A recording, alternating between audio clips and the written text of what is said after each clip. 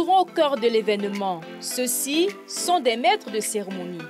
Ils donnent le rythme tout au long de la programmation d'une cérémonie d'anniversaire, de baptême, de mariage ou encore de funérailles.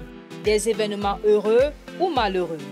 Communément appelé MC, il est un véritable chef d'orchestre qui veille à ce que le planning soit respecté, mais aussi assurer une bonne ambiance au sein de l'assistance. Kevin, je suis maître de cérémonie et pour ceux qui ne savent pas, le maître de cérémonie c'est la personne qui va jouer les enchanteurs lors des événements heureux, parfois malheureux. Celui qui accompagne aussi les personnes dans leur intimité afin que leur événement se passe de la meilleure des façons. Un professionnel qui est chargé d'accompagner, de tenir de bout en bout le déroulé d'un événement. C'est-à-dire qu'il est souvent associé à ce qu'on appelle le speaker ou le présentateur, mais en fonction de l'événement pour lequel il est choisi, cette personne va essayer de donner de la voix en construisant toute une histoire et toute une orchestration sur l'événement pour lequel il a été choisi. Incontournable, ces travailleurs doivent pouvoir faciliter les interventions des organisateurs et des intervenants. David Keva Abala en a bien conscience. Vous savez, si on vous appelle pour un mariage, c'est toujours important de voir la joie que vous procurez aux gens lorsqu'ils viennent prendre part à ce mariage. Ça peut être pour un dîner d'affaires ou pour une structure. Le seul fait de savoir que vous apportez quelque chose en plus de façon positive à cet événement, c'est une joie indescriptible. Galvanisé par sa famille, cette activité s'est imposée à lui. Alors, c'est une activité qui s'est imposée une fois que je me suis intéressé au métier de la communication. Parce que, vous savez, lorsque vous commencez à parler devant une caméra ou devant un micro, à un moment donné, des gens souhaiteraient vous voir maintenant en présentiel pour essayer de faire ce que vous faites un peu généralement derrière la caméra. Et ça fait que de fil en aiguille, vous vous retrouvez à être contacté pour prester à un événement concret. J'ai été un peu aiguillonné par des grands frères qui trouvaient que j'avais une très belle façon de m'exprimer. Alors ils m'ont dit que tu feras un bon présentateur. Donc du coup je me suis dit pourquoi pas essayer. J'ai essayé, ça fait il y a quelques années et puis le virus est resté jusqu'à aujourd'hui. Maître du temps, ses débuts en tant que maître de cérémonie étaient dignes d'une mise en scène, d'une pièce théâtrale. Le premier événement que j'ai été appelé à présenter, j'étais déjà très jeune. Pour parler concrètement, j'étais un vrai gamin, je devais faire la classe de 4e. Alors je ne sais pas comment le monsieur a fait, mais il a décidé de me confier la présentation d'un mariage. Je me suis rencadré très rapidement chez des grands frères qui maîtrisaient comment ça se passait. Et puis, ils m'ont dit, bon voilà, le secret pour la réussite de cet événement, il faut avoir un bon programme. Et puis, à travers cela, tu vas créer des histoires et des automatismes afin que le programme se déroule très naturellement. Curieusement, ça s'est très bien passé. Mais c'était un peu nouveau parce qu'il fallait présenter le truc le soir, la nuit. Moi, j'étais mineur. Tenir le micro et bien s'exprimer ne suffisent pas toujours pour être MC. Jouant le rôle de premier médiateur entre l'événement et le public, le maître des cérémonies doit faire montre de certaines qualités. Oui, bien évidemment. Le maître de cérémonie doit avoir une qualité principale. Ça doit être la possibilité de créer, la créativité. Avoir aussi bon goût, parce que lorsque vous décidez d'accompagner des gens dans la réalisation de leur mariage, ou leur événement, les gens ne savent pas exactement ce qu'ils veulent voir, ce qu'ils veulent réaliser. C'est à vous maintenant, en fonction de votre sensibilité, en fonction également du standard des personnes, de dire ok voilà, pour qu'une cérémonie marche, je vous prends un exemple tout bête, si c'est un mariage, vous dites en fonction de la statue que je vois, vous pouvez entrer par exemple, faire une entrée sur le dos d'un cheval. Voilà, vous pouvez entrer dans une limousine ou si vous êtes très modeste, vous pouvez entrer avec un artiste ou un proche. Donc, c'est avoir la possibilité de créer, d'être flexible et surtout d'avoir une imagination débordante et vraiment en dernier recours d'avoir aussi une bonne expression. Pour pouvoir exercer, se former est capital. Kevin l'a fait sur le tas. Ici, la pratique est au devant de la scène. Bien que des structures de formation étant quasi inexistantes, il n'en demeure pas moins qu'un apprentissage du métier se fait sur ses cieux. À l'époque où je m'intéressais à la présentation, à cette activité, il n'y avait pas de formation conventionnelle, c'est-à-dire il n'y avait pas de formation à proprement parler. Il n'y a pas de diplôme. Il n'y a pas de diplôme principalement.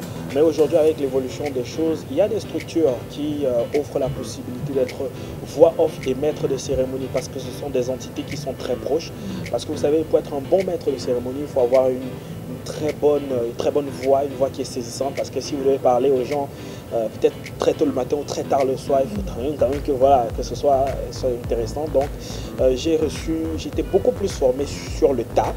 Je pense que jusque-là, c'était une formation qui n'était pas terrible parce que jusqu'à aujourd'hui, il y a quand même quelques contrats qui tombent toujours. Souvent confondus, impresario et MC troublent la plupart du temps le consommateur qui n'arrive pas toujours à faire le distinguo. L'impresario aujourd'hui, c'est un terme qui a perdu un peu de sa substance parce que vous savez, vu que notre activité c'est de s'exprimer devant des gens, ceux qui ne savent pas exactement ce que c'est, la différence entre un maître de cérémonie et un impresario, va dire bon voilà, moi je connais quelqu'un qui peut parler aussi à mon événement. Donc là, la personne va venir effectivement parler. Par contre, le maître de cérémonie va prendre la peine, comme je le disais, d'orchestrer votre événement. L'événement est pensé en avance. Il va vous dire à tel niveau, voici ce qui va se passer, voilà comment ça va se passer, parce qu'il y a tout un encodage pour, même au niveau de l'établissement d'un programme, le programme ne se fait pas à tort et à travers, on ne doit pas dire n'importe quoi, à n'importe quel moment, on doit pas indisposer les clients ou bien les personnes qui sont là. C'est un peu ça la différence avec les impresarios. L'impresario aujourd'hui, c'est quelqu'un qui va venir dire tout et n'importe quoi, qui va un peu gêner aussi les invités avec des formules que vous connaissez. Donc le maître de cérémonie, voilà, lui, il porte intégralement la réussite de l'événement parce qu'il pense l'événement en fonction des aspirations des organisateurs de l'événement. Pièce maîtresse de l'animation, le maître de cérémonie travaille avec un wedding planner. Le wedding planner, lui, il intervient au niveau conceptuel. Je m'explique. Quand on est wedding planner, on va choisir le bouquet de fleurs qui va rentrer, la disposition des tables, la disposition des couverts. Le wedding planner est beaucoup plus dans la dynamique de la déco. Et le wedding planner travaille en étroite collaboration avec le maître de cérémonie parce que le maître de cérémonie est spécialisé dans le volet de l'animation de l'événement. Et c'est le maître de cérémonie qui va dire pour cet événement, il est souhaitable d'avoir peut-être tel artiste.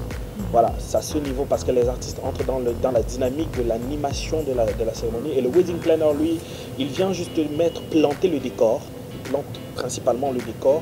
Et le maître de cérémonie va évoluer dans ces décors, quitte à animer les personnes qui sont là en proposant tout ce qui peut rendre la fête attrayante. Il doit toujours être sur son 31. Moi, personnellement, je recommanderais un smoking.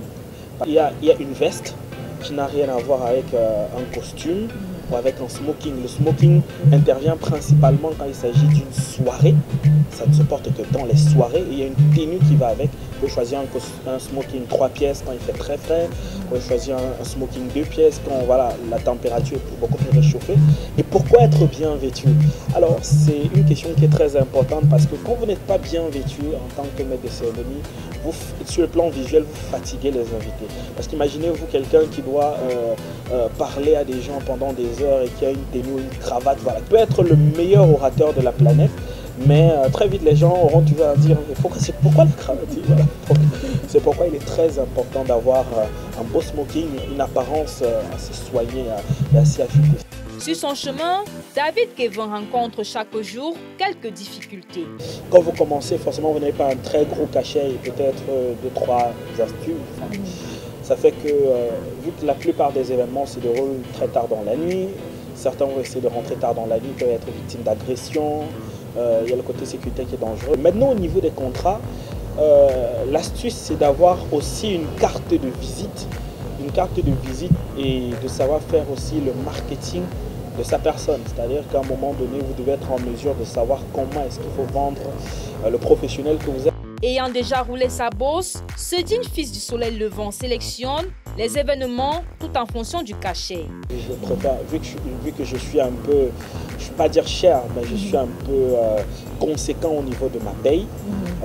C'est vraiment la paye qui va définir le type d'événement. Et vous savez, quand quelqu'un décide de payer 500 000 pour que vous veniez présenter, 500 000 ou 1 million pour que vous veniez présenter son événement, vous voyez le standard de l'événement auquel vous serez amené à présenter. Maintenant, si vous êtes le type de personnes qui ont dit, voilà, il y a 10 000, il faut aller rapidement, automatiquement, il y aura une sélection naturelle. Moi, si vous voulez faire votre événement, prenez la peine de réunir les fonds nécessaires, c'est-à-dire le juste milieu, et vous aurez quand même une prestation qui est à la hauteur de vos attentes. Parce que vous pouvez avoir préparé une très bonne nourriture, de très bonnes liqueurs, amener les meilleurs artistes de la planète.